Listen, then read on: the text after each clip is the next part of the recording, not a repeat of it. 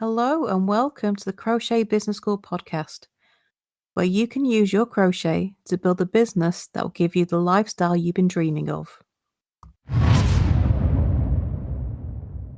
Tracking your numbers. Do you track your numbers? Your numbers are everything in your business. You do not know how well your business is doing.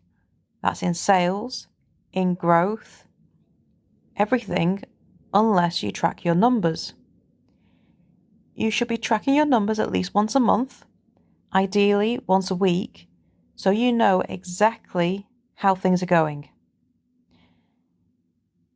Measuring your growth is more about how much money you're making. It's more about how many sales you're making. Not everything is about money. That is your ultimate goal, to make money selling things, but it's not everything when it comes to how your business is growing. There are different stages in your business that customers go through. First, they have to find you, then they follow you, then they get to know you, and eventually they buy from you. But buying from you is the end of that journey. So how do you measure all the parts that come before? And the answer to that is you track your numbers. So how many additional followers have you gained on your social media channels? Has your engagement on posts increased with comments, reactions, and shares? How many people have signed up to your newsletter list? And then there are the numbers that are to do with money.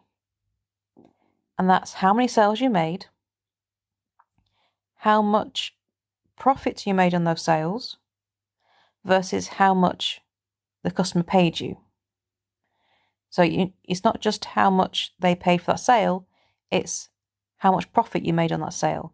So that's minus the postage, minus any fees you paid, minus the costs, minus your salary.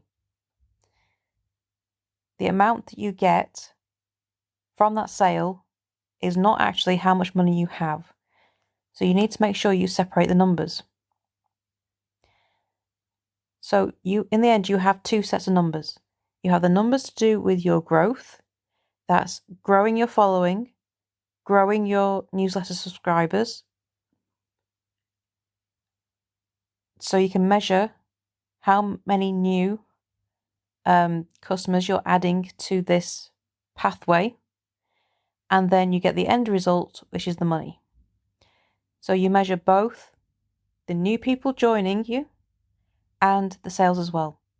And together they show you where your business is at and how much you're growing.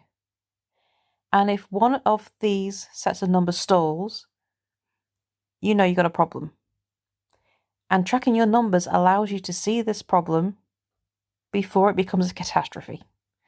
So if you're not bringing any new customers in, so your social media isn't growing, your newsletter list isn't growing, you know you've stalled. And once you look at your numbers and see that you've stalled, you can do something about it. But if you're not tracking your numbers, you can't see this. Because it is only by looking at your numbers that you're going to see it. Otherwise, you're going to have a complete drop-off, because eventually, if you have no new customers coming in, it will affect your sales. Because don't forget, it takes time for those customers to go on that journey, to find you, to follow you, to get to know you. It takes time for them to do that. So if you're not tracking your numbers, by the time it hits your sales, you've actually stalled in your growth quite a while ago. It's been going on for a while, but you haven't noticed. And only when it hits your sales, you go, ooh, what happened? Similarly, if you are finding you're getting great growth, so your socials are growing, your newsletter list is growing, but then they're not converting to sales, you know there's something wrong there. Because if you're bringing all these people into your business so they can see you, they're following you, but they're not buying, there's an issue in that conversion. Why aren't they buying? Why are they following you, going through this journey and watching you, but not buying? And so by tracking your numbers, you can find what the problem is. You can go and take a look at where things are not quite right. So tracking your numbers might seem like a very boring job, and especially when you're starting out, it may seem pointless, but it's actually a really good habit to get into. And it's an essential habit if you're to really know what's happening within your business. You're not going to make sales unless you work on attracting customers to bring in and show them what you're doing in the first place. Because in this world of constant information, we are bombarded with information and ads for shopping and sales everywhere. And because of all that information, it can take someone seeing your business in a variety of ways. They have to see you at least 27 times before they will buy. That means they need to have some sort of contact with you at least 27 times. To be honest, that is probably more since that number came out. I have heard someone say that it can be up to 72 times now because of the amount of information we are bombarded with every single day. But minimum of 27 times, that's seeing you on social media, that's seeing your newsletter in their inbox, that's just seeing you pop up in their feeds. Any way you can, they can see what you're doing. It takes them at least 27 times before they feel comfortable buying from you.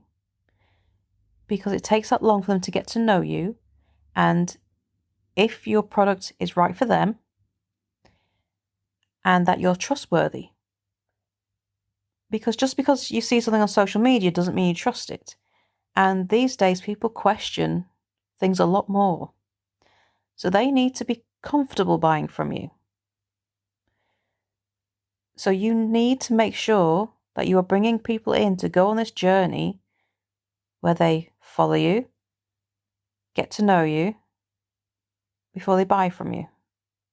You have to do these two parts, and they are incredibly important going together. But those 27 times that they have to get in contact with you to see you, to feel comfortable from buying, it takes time. So that's why it's so important to track your growth. Because it could take months for them to go on that journey. Okay, it's not quick. So if you're not bringing people on to go on that journey, you're not going to make sales. But also, because they've got to go on that journey, it takes time to build your business. So if you're just starting out, if you're not getting sales straight away, that's simply because customers are not comfortable buying from you yet. Okay, that's the very important word, yet. It isn't happening yet because the people who are seeing you and getting to know you are not yet comfortable enough to buy from you. They just need to see and understand you more. So it takes time.